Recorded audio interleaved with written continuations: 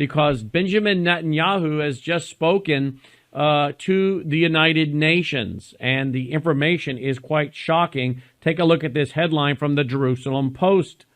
6 or 7 Muslim nations to make peace with Israel after Saudis. That's what the foreign minister is saying. That's the report tonight out of the Jerusalem Post. You see, he's holding a map talking about the new Middle East. Joining me now to discuss much of this is Dr. Rob Lindsted. Dr. Lindsted, welcome back to the broadcast. Thank you for joining us. This is quite historic in regards to this peace process coming together. I mean, maybe explain to our audience why we as Christians look at a coming peace deal between Muslims and Israel as being a big deal, prophetically speaking. Well, I certainly think it's one of the signs of the last days, because the Bible is very clear that there's going to be confrontation over Israel and Jerusalem, and particularly over the Temple Mount. And just in the last 2 weeks, and particularly in the last 7 days, we've had a tremendous barrage of countries all saying, I want to be the guardian of the Temple Mount. Now, I believe that there's going to be a time when the church is raptured out, and there's going to be such a desire for peace that it says that Israel is going to have an Antichrist confirm a treaty with him. It's going to guarantee Israel some benefits, some things that they want.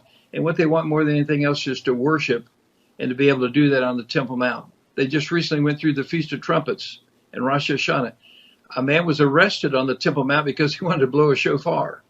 And so they had to go across the Kidron Valley, blow the shofar on the Mount of Olives. But every Jew has a desire to celebrate the Feast of Trumpets, an important celebration for them, on the Temple Mount. So when we see these proposed peace treaties and how it just seems like they always have one piece not working.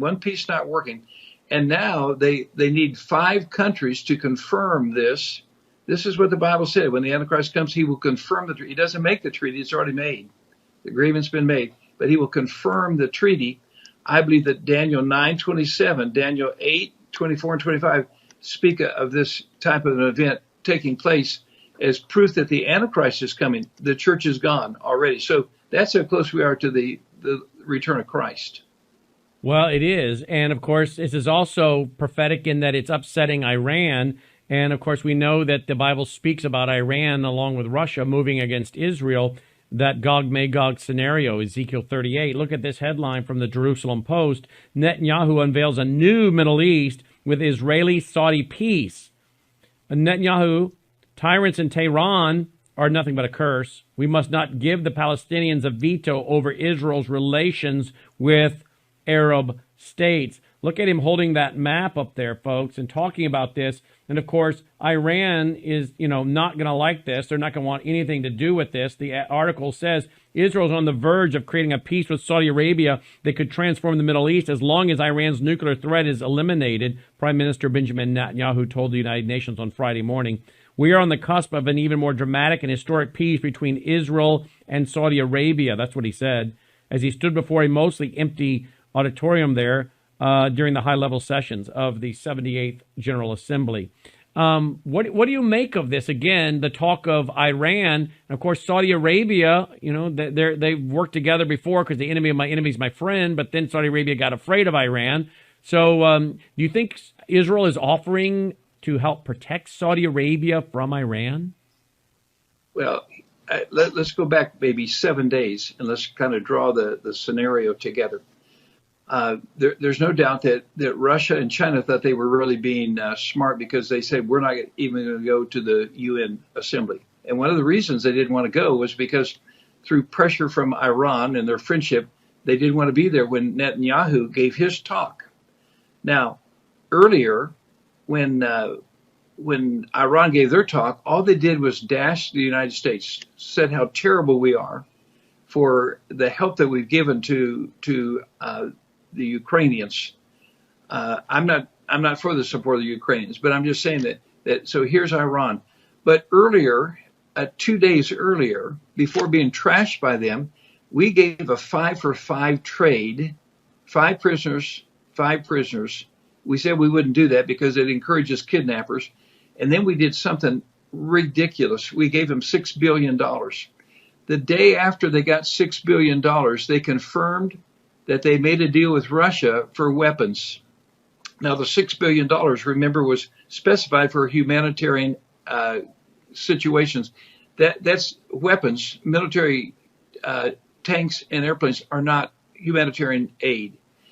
The next thing was that they also made an agreement with Russia to increase their doping of nuclear reactive material. Already, they're at 18 times the limit that the agreement has. So they broke that by a factor of 18. That's a huge number. We're talking over 8,000 pounds that they have. Next, the doping that they have, it's higher, almost twice as high as was allowed. So all this going on, and now Saudi Arabia says, hey, Israel, we thought we were going to be friends. We thought we were going to help guard the Temple Mount. And so if Iran is going to get this from Russia, we need concessions to increase the doping of our nuclear facilities.